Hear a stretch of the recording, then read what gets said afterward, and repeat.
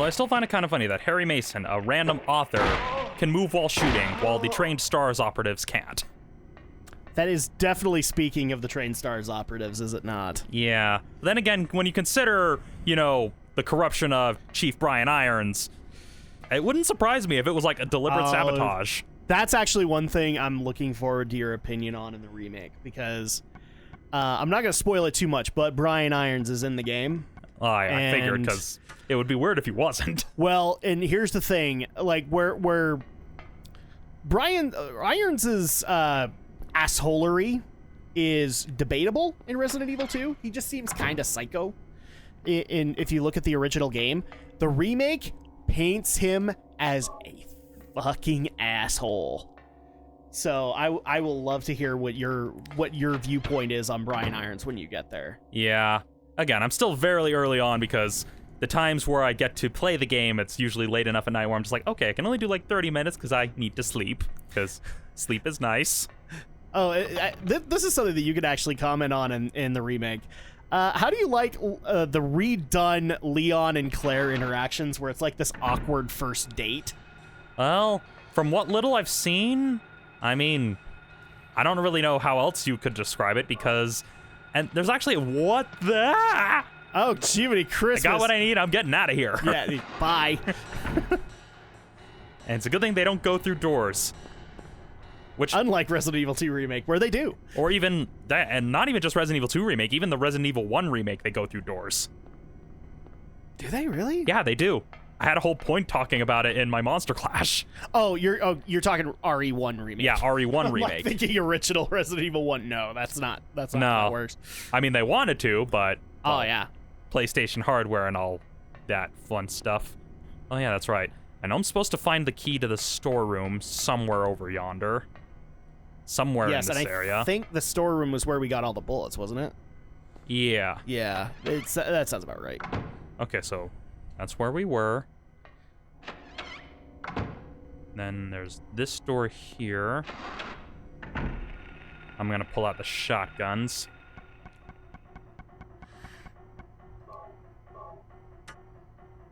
So you're playing the Resident Evil 2 remake, but you played the original, right? Actually, I haven't. Okay. Like, I haven't played the original Resident Evil 2. I have it downloaded on my PS3, and I started it a little bit back around Halloween, but then I kind of hit that period of burnout because of how long it took to do the Resident Evil Monster Clash.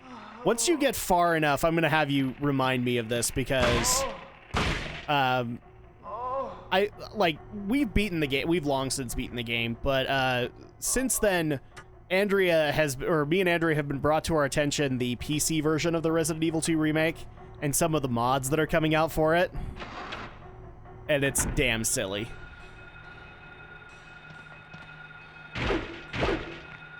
Oh man. I hate those moments where you think you're about to hit them and then she gets the knife shot instead. Screw you. There we go. And there's our basement storeroom key. But now we also have the disinfecting alcohol, so we can just get right to the next part. Yep. So, back to the basement. Somehow. Maybe. Somehow. We'll figure it out. But first, we should probably find the save point. Yes, we actually are almost out of time. So we probably better, now that we have everything, let's just go ahead and save. All right. And get to that. And I'm sure we're going to have plenty of interesting discussion in the comments just from the stuff we're talking about. I'm okay with it, though. Yeah. I like conversations like this. This is why in a lot of cases I love Let's Play content just as much as podcasting, because Let's Plays are basically just mini podcasts. They're self-contained, they have their own flow, they have their own story that they're doing, and so people can kind of follow that. Yep. All right, so first floor. I know that there's one on the first floor. And since we have to go to the basement anyway, it gets us closer. Yes. Okay. But with less exposure to doctors and nurses. Yep. Gee, this game might actually make me scared of doctors and nurses again. Yeah. It's like, doctor, what are you doing with that scalpel? Like, I mean, especially when you consider the absolute nightmare fuel that is the history of medicine. Uh-huh. I especially love the history of medicine as told by Dr. Leonard McCoy in Star Trek. It is like, oh my gosh, you all were bloody butchers. Well, yeah, we kind of were. Kind of had to be. Kind of had to be. That's the way you learned. Yeah, we didn't know how half this stuff worked. We used to use monkeys. Like, you have the convenience of being able to judge us, hundreds of years later. This is how we learned what you know. Yep. I mean, there's a reason why, like, surgery and stuff like that were fairly, like, it's actually, like, it's fascinating, but it's kind of one of those cases where, yeah, we got it pretty good. We got it, like, real good. I mean, we can just disinfect cuts now. We don't have to amputate people's arms when they get, like, a bad scrape. Yeah, just think, before our time, leeches were a viable treatment method. Sadly, some people still say they're a viable treatment method. And here's a save point. All right, so with that, let's go ahead and call it for now. When we come It's times like these, Romney, that I find myself in a bloody director's room, and I really wonder, what did I have for dinner last night? And was it as delicious as all of the stuff on the wall? Probably not, because that blood is dry. That's usually how most people feel after they've had to fast for like 3 days. Exactly. It's not, at that point, it's not that you're wanting to have dinner at that given moment. It's more like... Yep. So welcome back to our personal nightmare that is Silent Hill. Because, well... we had to do a bunch of puzzles all over again. I think we're prepped. I think we're to where we needed to be, right? Well, let's make sure. All right, so we've got the alcohol and we've got the lighter. The basement storage key. So I think that's where we left off. Yep. So we're pretty much right back to where we were before we got, killed. And we died a horrible, painful death. Yeah. Which really is the only way to die in these horror games.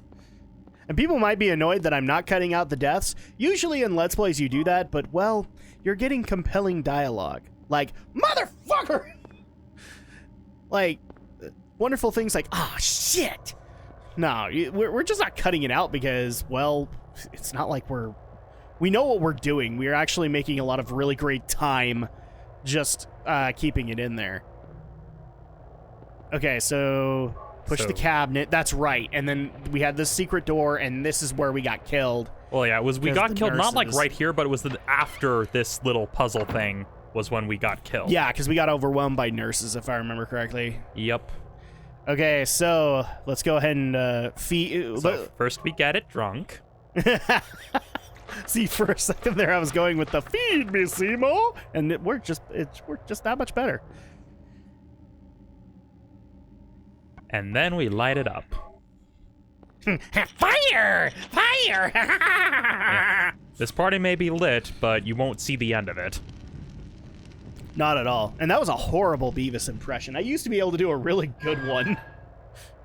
Well, I used to do a really good Cornholio impression. I'll be honest right here and now. Everybody had a Cornholio impression. Well, everybody who had cable, because Beavis and Butthead I never got to see. Oh, I had cable. But I also had a mom. And my mom would kill me if she saw me watching Beavis and Butthead. Okay. But it happened. Not let history repeat itself.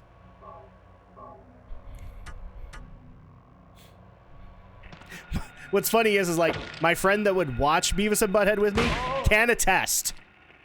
He got lectured by my mom, too.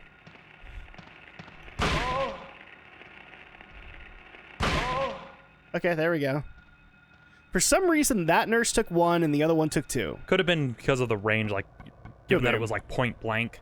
Could be. That one, the hitbox was just weird. I mean, unless this does the Resident Evil thing where you get critical strikes. Yeah, you just don't know that you do. It could be. I don't know how you'd show that in this engine, but... Because if I remember correctly, the critical strike in Resident Evil was their head popping, right? Yeah, that was like how you, and even then it was basically linked to a random number generator, effectively. Yes. one that very few people actually got working. Yeah, like, I was lucky that I even got, like, the couple of shots I did when doing the Resident Evil video. No, it's not that easy to do, and in a lot of cases, people don't even try to go for the crits. They just go for whatever workarounds they can get. Which basically is, you run, or you better be prepared to... Or the shotgun trick. Which, even then, the shotgun trick isn't as reliable at least not in the HD version of the remake. Nope. They kind of reworked that. Because the reason why it worked so well is, like, firing out the shotgun, everything in its path was going to get hit. And all you had to do was aim upwards, and everything within that path was going to die. So, at that point, it worked then. It doesn't really work in the remake because they saw the problem. Get off of me. Oh, okay.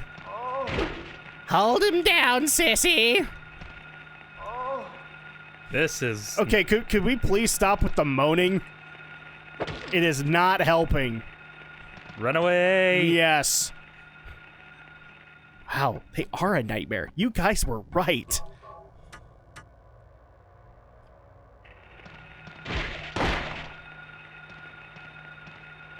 Is that supposed to be like an attempt to choke you? And if so, is it doing damage? I sure hope not. I would hope not, but it's entirely possible.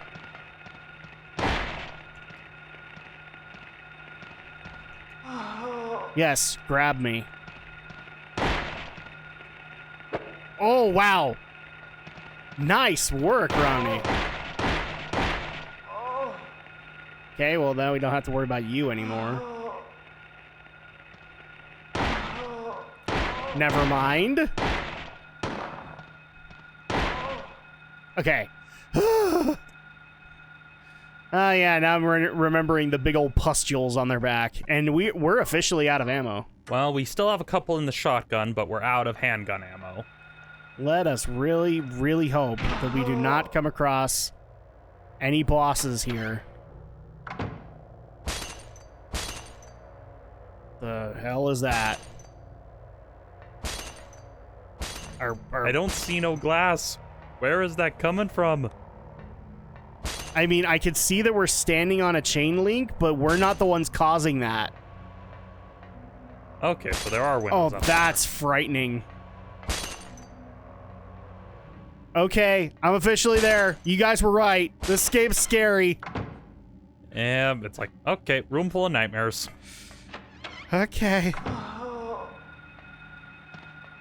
Oh, right in front of you.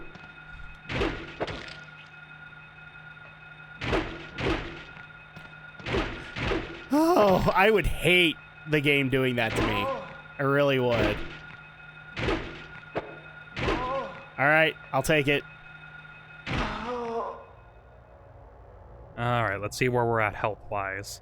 All right, This place wants to kill us. We're out of the health drinks, but we've got quite a few first aid kits. Yes, let's just go ahead and use those. So we're basically out of our light healing. Oh, no. Why is a VHS tape here? And it's bloody. I don't want to know what happened in here.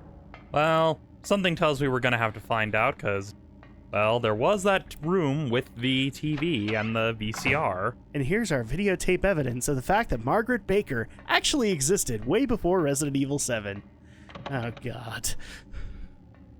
Well, I mean, when you consider the time frame in which a bunch of things take place... It's possible. It's possible. Yeah. I mean, they have a commemorative photo of their visit to the Arklay Mountains in the guest house.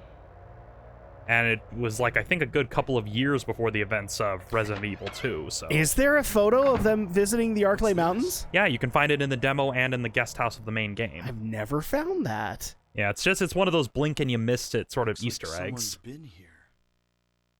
Has it been your daughter? Oh, and conveniently enough. So Alessa is her name? Well, no. The daughter's name is Cheryl. Cheryl.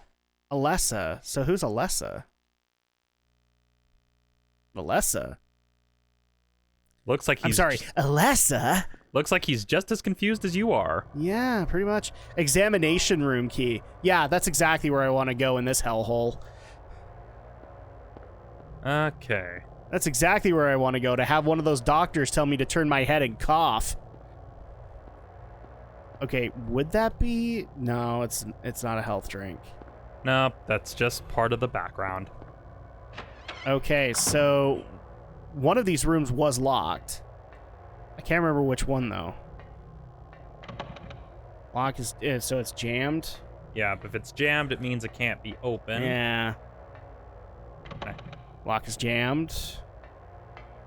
In other words, the plot not be this way. Pretty much. Okay. Open the door. All right, so What's this is chain link room. Yeah, this was the room with. Yep, there it is. Shit. Which means this was the way we came. And let's see what. That noise alone might guarantee I don't sleep tonight. I have no problem saying that. Lock is jammed. Which means we got to find a way to get back up.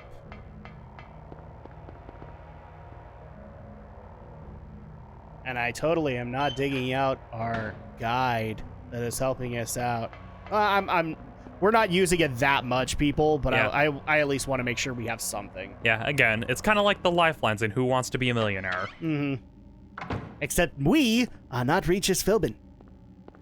Yeah, or whoever they have hosting it now. I think it's like, Dude, is it still running? yeah, it's still running, and they completely changed the format. I guess because it was too hard for people. Wasn't that the point? You have to work hard to get $1 million. Yeah. It's just like when you look at it now, like it airs on like the K-Jazz channel. So for those who don't know our channels, it would be like the UPN equivalent, although UPN is no longer around. Yeah, UPN's no longer around, but it was the local UPN affiliate, but now it's basically just a local channel that shows a bunch of reruns. Yes, because this show or this channel apparently has the rights to run just constant reruns of Frasier and Friends. Well, yeah, it's a subset of our local, like, I know it's in the same building and it runs out of the same offices as our local CBS affiliate, so... Yeah. Yeah, it's just the reason it's called K-Jazz is in reference to, well, the... Because Larry Miller was the first one to buy it, and he wanted to air the jazz games on it. Yep. So... Alright, so... I guess our first step is... Back when we all thought Larry Miller was a good guy. And Yeah. then I worked for him, and I found out he was a dick. Yep. Yeah, probably a good idea to save. Just Yeah. because we've been having this really horrible Yeah, just run this of little death. thing called dying that Yeah. kind of... Again, people forget that gamers today have it real good, even in the modern survival horror games where autosave Oh is a yeah, thing. Jiminy Christmas! Like, when you've been playing the Resident Evil 2 remake, have you died at all? Oddly enough, not really. Dude, That's- that game holds your hand, and you know what? I'm happy about it, because I've died maybe twice in the overall playthrough that we did, and it always put me like at the last checkpoint before whatever I was doing. Yeah, and in my case, partially it's just because, well, given that I've played Resident Evil games before, I'm the very cautious, keep my distance, sort of shoot the zombies from afar sort of player, so... And even then, it's also much like, you know, the game. It's like a case of, okay, if I can run, I run. Okay, so speaking of the Resident Evil 2 remake, we have gotten a quick question on this, but I don't want to approach it until you answer this for me. Have you been able to play it anymore, and where are you at? A little bit. I am still looking for the third medallion. Cutscene. Holy crap, another survivor.